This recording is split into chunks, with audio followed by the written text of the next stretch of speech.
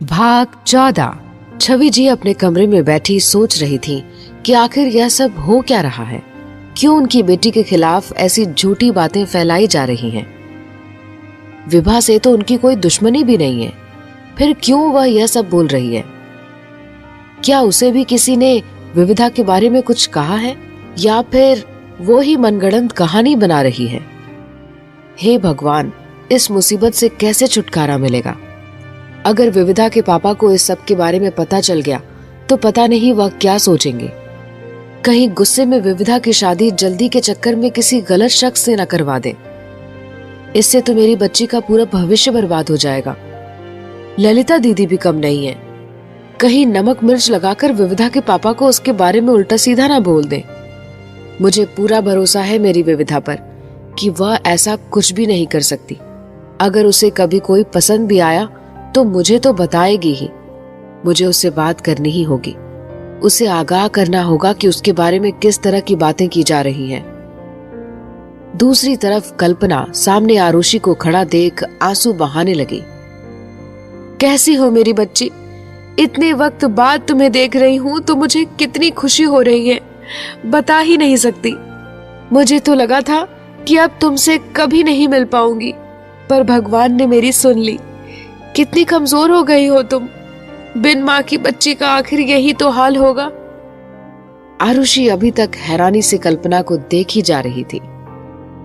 कल्पना बोली, दूर क्यों खड़ी हो, मेरे पास आओ। तुम्हारे लिए ही तो मैं आज इस शहर में आई हूँ।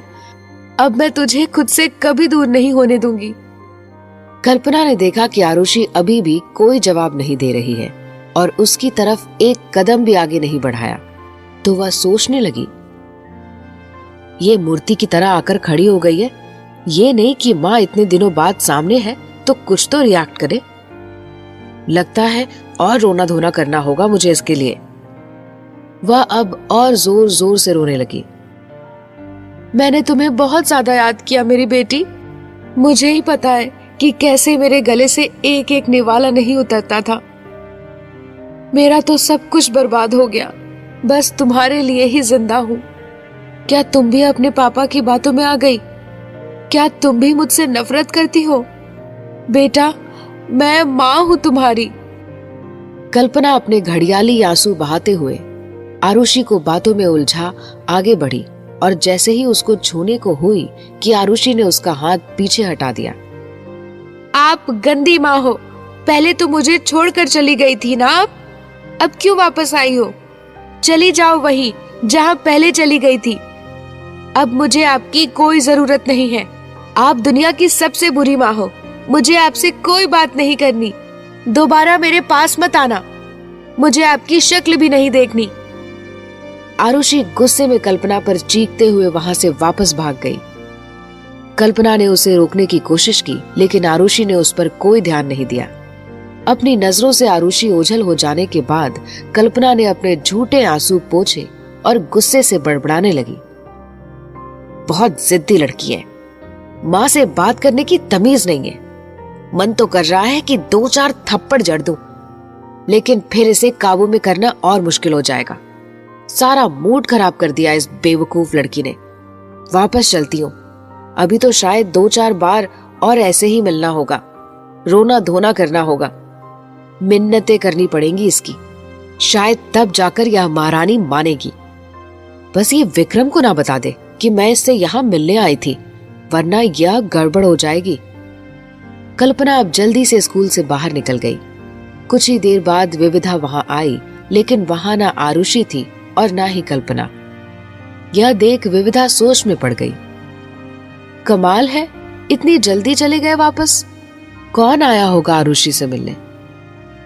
विविधा कुछ और सोच पाती कि तभी लंच की बेल बज गई और वो स्टाफ रूम में वापस चली गई। आरुषि पूरा दिन क्लास में गुमसुम सी बैठी रही। जहां एक ओर उसे कल्पना के लौट आने पर हैरानी थी, तो दूसरी ओर यह ख्याल भी थे कि अब वह क्यों वापस आई है।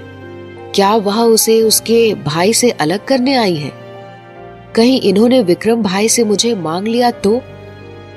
या फिर भाई ने देखा कि ये वापस लौट आई है और मुझे इनको वापस लौटा दिया कि अब वही मुझे पालेंगी। तो तो क्या होगा? इस तरह के हजारों ख्याल उसके छोटे से दिमाग में घूमने लगे। वह किसी भी कीमत पर विक्रम से अलग नहीं होना चाहती थी। वह उसे ही अपना माँ और पापा मान चुकी थी। कल्पना स्कूल के पास वाले कैफे में जाकर बैठ गई। यह रोना धोना मेलोड्रामा कितना ज्यादा मुश्किल है। लगता है टीवी सीरियल में जैसे इमोशनल ड्रामा दिखाते हैं ना, वह सब करना पड़ेगा। विक्रम, जो कि ऑफिस के किसी काम से बाहर निकला था, उसे खत्म करने के बाद वापस ऑफिस जाने लगा। उसे आरुषि का ख्याल आया तो टाइम देखा। अभी 1:30 बजा था। आरुषि के स्कूल की छुट्टी होने में अभी आधा घंटा था। विक्रम ने सोचा कि वह आरुषि को घर ड्रॉप कर ऑफिस के लिए निकल जाएगा। वह आरुषि के स्कूल के पास वाले उसी कैफे में आकर बैठ गया जहां कल्पना मौजूद थी। विक्रम ने दयाल काका को फोन किया और कहा कि वह आरुषि को साथ ले जाएगा, इसलिए उन्हें स्कूल आने की जरूरत नहीं है। कल्पना उससे कुछ ही दूरी पर बैठी अजीत से बातें कर रही थी। सच्ची बहुत बिगड़ैल लड़की है वो। अरे सामने माँ खड़ी थी तो बाकी बच्चे की तरह मेरे पास आकर रोना धोना करना चाहिए था ना, लेकिन नहीं, यह बाकी बच्चों जैसी नहीं अजीत। अजीत बोला, सही कहा तुमने, क्योंकि इसकी माँ भी तो बाकी माँ जैसी नहीं है। कल्पना यह सुनकर चिढ़ गई। कभी कभी समझ नहीं आता कि तुम मेरे दोस्त हो या दुश्मन। अजीत हंस दिया। तुम्हारा सबसे बड़ा दुश्मन सिर्फ तुम हो और तुम्हारा लालच। यह सुन कल्पना ने गुस्से में फोन रख दिया। जब देखो तब भाषण देता रहता है, कुछ ज्यादा ही सिर पर चढ़ रहा है ये। और कोई है भी तो नहीं जिससे अपनी बात कह सकूं। ऐसे ही बड़बड़ाते हुए कल्पना की नजर विक्रम पर पड़ी तो बुरी तरह घबरा गई और उससे खुद को छुपाने की कोशिश करते हुए सोचने लगी, अब यह लड़का यहाँ क्या कर रहा है? जब तक मैं आरुषि को अपने कब्जे में नहीं ले लेती, इसके सामने जाना सही नहीं रहेगा। यह लड़का मेरा पूरा प्लान खराब कर सकता है। क्या पता आरुषि इस बारे में ना बताए, इसके तेज गुस्से की वजह से चुप पड़ जाए। कल्पना वहां से भागने का सोचने लगी। कुछ वक्त बाद विक्रम अपना लैपटॉप ओपन करके मेल चेक करने लगा। उसका ध्यान लैपटॉप की तरफ देख कल्पना चुपके से उठ वहां से निकल गई। वह अपनी गाड़ी में बैठी रही थी कि विक्रम की नजर उस पर पड़ गई। वह उसे देख एक बार तो हैरान रह गया, लेकिन अगले ही पल गुस्से से उसका चेहरा लाल हो गया। वह जानता था कि कल्पना यहाँ पर जरूर आएगी, लेकिन इतनी जल्दी उससे मिलना होगा, यह उसने नहीं सोचा था। विक्रम जल्दी से अपना लैपटॉप बंद कर टेबल से उठा और उसे ले कल्पना की तरफ तेज कदमों से बढ़ चला, ताकि उसे चेतावनी दे सके कि वह उसकी और आरुषि की जिंदगी से दूर चली जाए। वह उसकी परछाई तक आरुषि पर नहीं पड़ने देना चाहता था, लेकिन वह इस बात से अनजान था कि कल्पना आरुषि से मिल चुकी है। कल्पना ने साइड मिरर में विक्रम को खुद की तरफ आते देखा तो जल्दी से गाड़ी लेकर चली गई। विक्रम भी जल्दी से अपनी गाड़ी में बैठ उसका पीछा करने लगा। इस भाग दौड़ में वह भूल ही गया कि 2 बज चुके हैं और आरुषि को स्कूल से लाना भी है। स्कूल की छुट्टी होते ही आरुषि उदास सी मेन गेट की तरफ बढ़ी कि विविधा उसके पास आ पहुंची। क्या बात है, कुछ शांत लग रही हो, और आज तुम मेरे पास भी नहीं आई। आरुषि ने सोचा कि भाई और विविधा मैम में जैसे तैसे दोस्ती शुरू हुई लग रही है। मैंने विविधा मैम को बताया और कहीं इन्होंने भाई को बता दिया तो भाई पता नहीं कैसे रिएक्ट करेंगे, और फिर मुझे भी खुद से दूर कर दिया तो। वह अब उनके बीच और झगड़ा नहीं कराना चाहती थी, और क्या पता अगर उसने विविधा मैम को घटना के बारे में बताया और उन्होंने विक्रम को बता दिया तो उसके लिए दिक्कत हो सकती है। कहीं विक्रम भाई ने उसे छोड़ दिया तो। विविधा बोली, बताओ ना क्या बात है, क्यों उदास हो? कुछ नहीं, मैं बस थक गई हूँ, आज बहुत सारा काम था ना इसलिए। अच्छा, कोई परेशानी वाली बात तो नहीं है ना? नहीं। दोनों अभी कुछ कदम आगे चली ही थी कि तभी विविधा बोली, अच्छा तुमसे चौथे पीरियड में कौन मिलने आया था? यह सुनकर आरुषि थोड़ा घबरा गई कि क्या कहे। विविधा फिर से बोली, बोलो ना, कौन था? आरुषि बोली, वह तो किसी और आरुषि के घर वाले थे और इन लोगों ने समझा कि मेरी फैमिली वाले हैं। विविधा ने इस बात की तरफ ज्यादा ध्यान नहीं दिया। आरुषि और विविधा दोनों स्कूल से बाहर आकर खड़े हो गए। उन्होंने देखा कि दयाल काका अभी तक नहीं आए थे। विविधा बोली, कमाल हो गया, काका तो कभी लेट नहीं होते, तो फिर आज अभी तक नहीं आए, ऐसे कैसे? आरुषि बोली, पता नहीं, कोई बात नहीं, लगता है किसी काम में फंस गए होंगे, मैं कॉल करके पूछती हूँ। विविधा ने दयाल काका को कॉल की तो पता चला कि आज तो विक्रम स्कूल आने वाला था, फिर वो अब तक पहुंचा क्यों नहीं? विविधा बोली, हो सकता है किसी काम में फंस गया हो। उसने आरुषि के साथ कुछ वक्त रुककर विक्रम का इंतजार करने का सोचा। छवि जी ने सोचा कि कहीं ललिता बुआ झूठ तो नहीं बोल रही, क्योंकि उनकी बातों का भरोसा भी तो नहीं किया जा सकता था। उन्होंने खुद ही बात की तह तक जाने का सोचा। वह जल्दी से विभा के घर की तरफ चल दी। वहां जाकर उन्होंने उसे अपने घर के दरवाजे पर बैठ किसी पड़ोसन से बातें करते देखा तो उसके पास जा खड़ी हुई। विभा, मुझे तुमसे कुछ बात करनी है। विभा बेमन से उठी और अपने घर के अंदर चली गई। छवि जी भी उसके पीछे चली गई। दोनों एक कमरे में बैठी थी। विभा बोली, क्या लोगी, ठंडा या गरम? छवि जी बोली, मुझे कुछ नहीं चाहिए, मैं तो तुमसे कुछ पूछ रही थी। विभा बोली, हाँ बोलो। उस रोज तुम सब्जी लेते वक्त मोहल्ले के किसी लड़की के बारे में बात कर रही थी कि उसका ड्राइवर के साथ अफेयर चल रहा है। कौन सी लड़की है वो? विभा बोली, तुम क्या करोगी जानकर? छवि जी बोली, नहीं, मैं जानना चाहती हूँ, बताओ। तुमको बुरा लग जाएगा, रहने दो। मुझे क्यों बुरा लगेगा, बताओ तो सही। तो सुनो, उस रोज मैं तुम्हारे ही बेटी की बात कर रही थी। भले घर की लड़कियों को भला यह सब शोभा देता है क्या? छवि जी बोली, यह सब झूठ है। विविधा का किसी के साथ कोई अफेयर नहीं चल रहा। तुम्हें ऐसे ही किसी के बारे में कुछ भी नहीं बोलना चाहिए। विभा बोली, देखो छवि, मैंने तो जो भी बोला है सच बोला है, और मैं अकेले थोड़े ही बोल रही हूँ। तुम्हारी विविधा के बारे में पूरे मोहल्ले में यह बात फैल चुकी है। छवि जी गुस्से से बोली, वह तो फैलेगी ही, इस काम को अंजाम देने में तुमने बहुत मेहनत जो की है। विभा यह सुनकर हड़बड़ा गई। तुम मुझ पर गलत इल्जाम लगा रही हो, मैं भला क्यों कहूंगी किसी से? छवि जी बोली, तुम्हारे स्वभाव के बारे में पूरा मोहल्ला जानता है। अगर पूरे मोहल्ले में कोई खबर फैलानी हो तो बस तुमसे कह दिया जाए, और तुम उसे जंगल में आग की तरह फैला देती हो। तुम्हारी भी तो बेटी भागी थी एक वेटर के साथ, क्या तब मोहल्ले का माहौल खराब नहीं हुआ था? यह सुनकर विभा चुप हो गई। छवि जी बोली, क्या तुमने अपनी आंखों से देखा था मेरी बेटी को किसी ड्राइवर के साथ इश्क फरमाते हुए? विभा बोली, मैंने तो नहीं, लेकिन और बाकियों ने तो देखा है, और उन्हीं लोगों ने मुझे भी आकर सब बताया था। छवि जी बोली, जो बात तुम्हें पता ही नहीं और ना ही तुम जानती हो कि यह खबर झूठी है या सच्ची, उसे और ज्यादा बढ़ा चढ़ाकर दूसरों से कहने का हक किसने दिया तुम्हें? अगर आज के बाद तुम्हारी जुबान पर मेरी बेटी का नाम भी आया या फिर किसी से पता चला कि तुमने उसके बारे में किसी से कुछ कहा है, तो मैं सीधे पुलिस स्टेशन जाऊंगी और तुम्हारी शिकायत करूंगी। यह सुनकर विभा डर गई। तुम क्यों गुस्सा कर रही हो? मुझे भी तो किसी ने ये सब बोला था। छवि जी पूछी, किसने बोला तुम्हें? नाम बताओ जरा, उसे तो मैं देख लूंगी।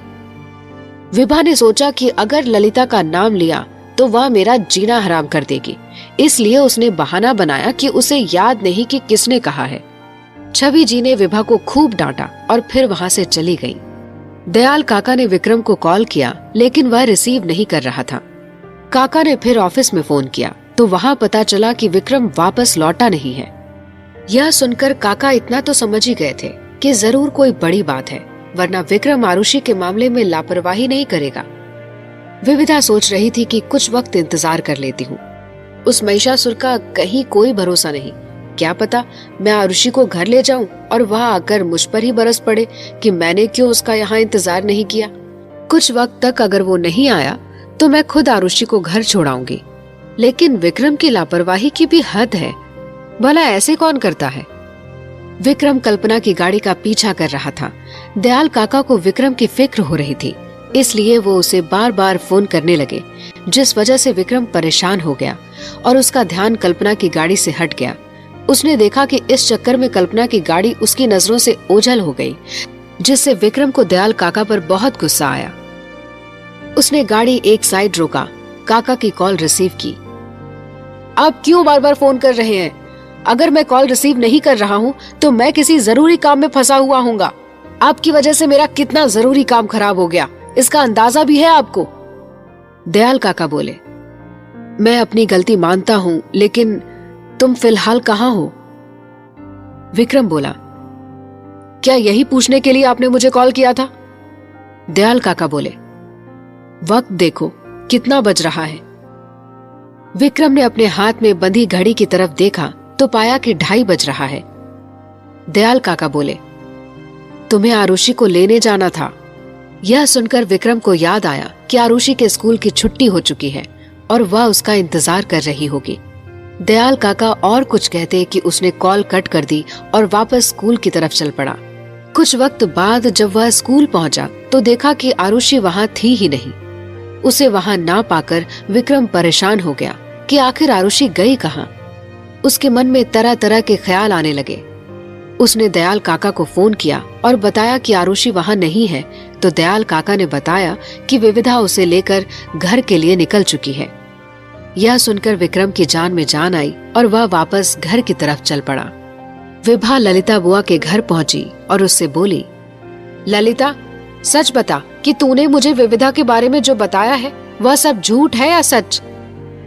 यह सुनकर ललिता संभल कर बोली, नहीं तो मैंने तो सच ही कहा था। विभा बोली, फिर वह छवि इतना बरस क्यों रही थी मुझ पर? पुलिस में शिकायत करने तक की धमकी दे डाली थी। ललिता बुआ बोली, अरे उसे पता नहीं है ना अभी अपनी बेटी की करतूत, इसलिए तूने कहीं मेरा नाम तो नहीं ले लिया छवि से? विभा बोली, नहीं, क्योंकि मुझे पता था कि तेरा नाम लिया तो तू मेरा जीना हराम कर देगी। ललिता बुआ ने अब चैन की सांस ली कि छवि को शक नहीं हुआ। विक्रम जल्दी से घर पहुंचा ही था कि विविधा घर से बाहर निकल स्कूटी की तरफ जाती दिखाई दी। विक्रम उसे इग्नोर कर जल्दबाजी में घर के अंदर की ओर चल पड़ा कि विविधा ने गुस्से में उसका रास्ता रोक लिया। गुस्सैल मगरूर तो तुम शुरू से थे ही, लेकिन इतने लापरवाह हो गए यह नहीं सोचा था। अगर तुम्हें स्कूल आना ही नहीं था तो फिर दयाल काका को क्यों फोन कर कहा कि वह स्कूल ना आए? अगर कहा भी था तो फिर आना भी था ना स्कूल। अगर मैं भी स्कूल से निकल जाती तो आरुषि कब तक वहां खड़ी रहती? इस बच्ची का इस तरह अकेले रहना क्या तुम्हें आज के माहौल में सही लगता है? आरुषि को कितना बुरा लगा होगा कि उसके भाई कहने के बावजूद उसे लेने नहीं आए। घर के अंदर खड़े काका विक्रम को चुपचाप विविधा से डांट खाते देख रहे थे।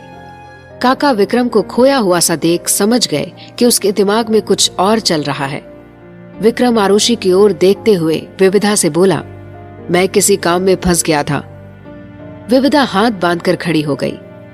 अच्छा, ऐसा कौन सा काम था जो तुम्हें तुम्हारी बहन से भी ज्यादा जरूरी लगा? अगर जिम्मेदारी ली है तो उसे निभाना भी सीखो। विक्रम सोचने लगा कि अगर मैंने आरुषि को बताया कि कल्पना इस शहर में है और उसके स्कूल के पास ही मैंने उसे देखा था तो वह डर जाएगी। इस वक्त उसका ध्यान सिर्फ पढ़ाई पर ही होना चाहिए। मुझे कल्पना को इस तक पहुंचने से पहले ही रोकना होगा। वह बिना कोई जवाब दिए शांत सा वहां से अपने कमरे में चला गया। विविधा सोच में पड़ गई कि आखिर ऐसी क्या बात है कि ड्रैकुला इतना चुप है। विक्रम को इस कदर परेशान देख आरुषि सोच रही थी कि भाई पहले से ही काफी परेशान लग रहे हैं। इन्हें अगर मेरी माँ के वापस आने के बारे में बताया तो और परेशान हो जाएंगे। विविधा अपने घर के लिए निकल गई, लेकिन उसके दिमाग में यही बात बार बार घूम रही थी कि विक्रम को हुआ क्या आज। कल्पना अपने घर पहुंची और एक ओर बैठकर खुद से बड़बड़ाने लगी। आज तो बाल बाल बची उस विक्रम से। कहीं उसे शक तो नहीं हो गया कि मैं आरुषि से मिली हूँ, या कहीं इन दोनों ने एक दूसरे को मेरे बारे में बता दिया तो? ऐसे तो मेरा सारा काम खराब हो जाएगा। विक्रम मुझे कभी भी आरुषि से मिलने नहीं देगा। विक्रम अपने कमरे में बैठा सोच रहा था कि कल्पना के वापस लौट आने की बात सुनकर आरुषि का मन बदल गया तो? उसने अपनी माँ के साथ जाने की बात कही तो मेरा क्या होगा? इस तरह के ख्यालों के साथ जूझते हुए विक्रम की नजर दरवाजे पर पड़ी तो दयाल काका को खुद को देखते हुए पाया।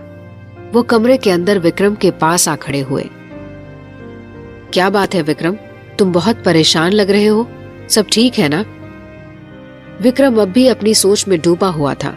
उसने काका की बात का कोई जवाब नहीं दिया। दयाल काका ने उसके कंधे पर हाथ रखा।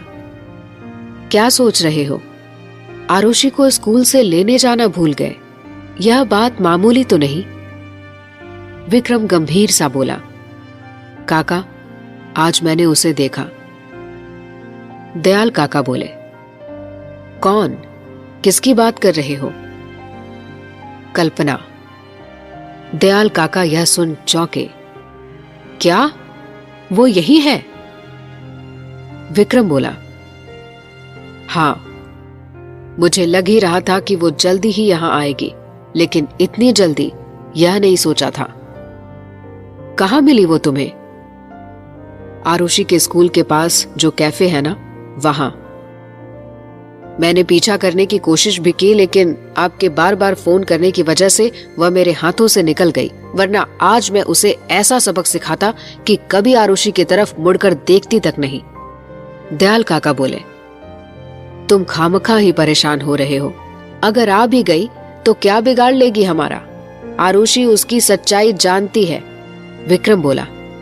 नहीं काका, अगर वह यहाँ आरुषि को लेने आई है तो पूरी तैयारी के साथ ही आई होगी, मतलब कुछ न कुछ सोच कर आई होगी। इसके दिमाग में कोई प्लान तो है। काका कुछ वक्त शांत रहे, फिर बोले। सब कुछ कितना अच्छा चल रहा था कल्पना के आने से पहले। पूरा परिवार एक साथ बहुत खुश था, लेकिन जब से यह औरत हमारी जिंदगी में आई है, कुछ न कुछ तूफान ही ला दे रही है। सबसे पहले बड़ी मालकिन, फिर बड़े मालिक को हमसे छीन लिया, तुम्हें अनाथ बना दिया और अब आरुषि पर भी नजर डाले बैठी है। विक्रम गुस्से से बोला। यह औरत खुद हमारी जिंदगी में नहीं आई थी काका, इसे लाने वाले आपके बड़े मालिक थे। ना उनके कदम बहकते और ना ही हमारा परिवार इसकी कीमत चुकाता। दयाल काका बोले। फिर भी तुम सावधान रहना इससे, यह औरत किसी भी हद तक जा सकती है। विक्रम बोला। डरता नहीं हूं मैं इससे। मुझे अगर फिक्र है तो बस आरुषि की, कहीं यह औरत उसे अपनी बातों के जाल में ना फंसा ले। दयाल काका बोले। तो क्यों ना हम आरुषि को पहले ही बता दें कि कल्पना यहां आ गई है, जिससे वह सावधान रहेगी और इसकी बातों में नहीं आएगी। विक्रम बोला। आरुषि अभी बच्ची है काका, और कल्पना चाहे जैसी भी हो, है तो उसकी माँ ही। मुझे डर है कि यह सच जानने के बाद कि कल्पना वापस आ गई है, आरुषि मुझे छोड़कर उसके पास न चली जाए। अगर ऐसा हुआ तो कल्पना उसे भी अपने जैसा बना देगी। दयाल काका बोले। मुझे नहीं लगता कि वह अपने भाई का साथ छोड़ेगी। विक्रम बोला। मैं भाई हूं उसका, और वह भी सौतेला, लेकिन कल्पना उसकी खुद की माँ है। अगर कल्पना ने अपने माँ होने का फायदा उठा उसके करीब आना चाहा तो दिक्कत हो सकती है। काका बोले। तो अब क्या करें? हमें बहुत चौकन्ना रहना होगा कि कहीं कल्पना आरुषि से मिलने ना पाए। तब तक मैं पता लगाता हूं कि वह कहां रुकी हुई है और उसके दिमाग में क्या चल रहा है। दयाल काका बोले। ठीक है। आरुषि अपने कमरे में इधर से उधर घूम रही थी। भाई पहले से ही बहुत परेशान लग रहे हैं। मेरी बुरी माँ ने उनका सब कुछ छीन लिया और फिर से वापस आ गई है। क्या मुझे भाई से बात करनी चाहिए? नहीं, उन्होंने कहीं मेरी माँ का सारा गुस्सा मुझ पर निकाल दिया तो क्या मैं दयाल काका से बात करूं? लेकिन कहीं काका ने भाई को यह सब बता दिया तो, क्योंकि वह भाई से बहुत ज्यादा प्यार करते हैं, बिल्कुल अपने बेटे जैसा, तो भला वह उनसे कोई बात क्यों छुपाएंगे? क्या करूं? मुझे तो कुछ समझ ही नहीं आ रहा है। क्या पता माँ आगे से मुझसे मिलने आए ही ना, क्योंकि मैंने उन्हें भगा जो दिया था। शायद मैं बेवजह ही परेशान हो रही हूँ। विविधा रास्ते भर विक्रम के बारे में सोचती रही, कि वह इतना गुमसुम क्यों था। क्या बात हुई होगी? वह ठीक तो है ना? पहले आरुषि परेशान लग रही थी और अब विक्रम। यह तो गुस्सा करता हुआ ही सही लगता है। यही सब सोचते हुए विविधा घर पहुंची तो छवि जी दरवाजे पर ही मिल गई। उन्होंने देखा कि विविधा किसी सोच में गुम है। छवि जी पूछती हैं, क्या बात है, स्कूल से लौटने में देर कैसे हो गई आज? आज आरुषि को उसके घर छोड़ने गई थी, इसलिए लौटने में देर हो गई। क्यों? आज उसे कोई लेने नहीं आया था? विक्रम ने काका को फोन करके मना कर दिया था कि आज वह आरुषि को स्कूल से ले आएगा, और फिर खुद ही स्कूल नहीं पहुंचा तो मैं आरुषि को उसके घर ले गई। पर जब मैं उसके घर से बाहर निकल रही थी तो विक्रम भी वहां आ पहुंचा। मैंने उसे गुस्से में खूब डांटा। छवि जी बोली, तो फिर उसने भी तुझे जरूर कुछ न कुछ सुनाया होगा। विविधा निराश सी बोली, नहीं माँ, यही तो हैरानी की बात है कि उसने पलटकर मुझे कोई भी जवाब नहीं दिया, चुपचाप सारी बातें सुनता रहा। लगता है जरूर कोई बड़ी बात है, क्योंकि वह काफी परेशान लग रहा था। दोनों माँ बेटी बातें करते हुए घर के अंदर आ बैठी। विविधा ने अब नोटिस किया कि छवि जी भी कुछ परेशान है। क्या हुआ माँ, अब आप क्यों परेशान लग रही हो? यह हो क्या रहा है आज? जिसे देख रही हूँ वही परेशान दिखाई दे रहा है। छवि जी ने बात टालने की बहुत कोशिश की। कोई बात नहीं है, कहाँ परेशान लग रही हूं मैं? विविधा बोली, झूठ मत बोलो, बताओ ना कि क्या हुआ। छवि जी ने उसे सब कुछ कह सुनाया। विविधा यह सुनकर कुछ वक्त हैरान रह गई, फिर खुद को संभालते हुए बोली, क्या बकवास है ये? मेरा अफेयर चल रहा है, और वो भी ड्राइवर से। माँ, आपने विभा आंटी से पूछा नहीं कि उनसे यह बकवास बात किसने कही? छवि जी बोली, पूछा था, लेकिन वह कह रही है कि उसे याद नहीं। विविधा कुछ पल तक सोचती रही। आपको यह बात घर आकर मंत्रा बुआ ने बताई थी ना? छवि जी बोली, हाँ। विविधा बोली, विभा आंटी तो मंत्रा बुआ की खास दोस्त है ना? कहीं ऐसा तो नहीं कि मंत्रा बुआ ने ही विभा आंटी को यह सब बोला हो? उनके अलावा और कौन हो सकता है जिसे हमारी बदनामी से फायदा होगा? छवि जी बोली, शक तो मुझे भी है, लेकिन फिलहाल मुझे इस बात की टेंशन ज्यादा है कि कहीं यह खबर फैलते फैलते तेरे बाऊजी तक न पहुंच जाए। तू तो जानती ही है कि उन्हें हमसे ज्यादा बाहर वालों की बातों का यकीन होता है, और विभा की आदत भी तुझे पता ही है कि जरा सी खबर मिली नहीं कि बिना उसे जांचे परखे मिर्च मसाला लगा वह उसे पूरे मोहल्ले में फैला देती है। आगे क्या हुआ जानने के लिए सुनिए कहानी का अगला भाग सिर्फ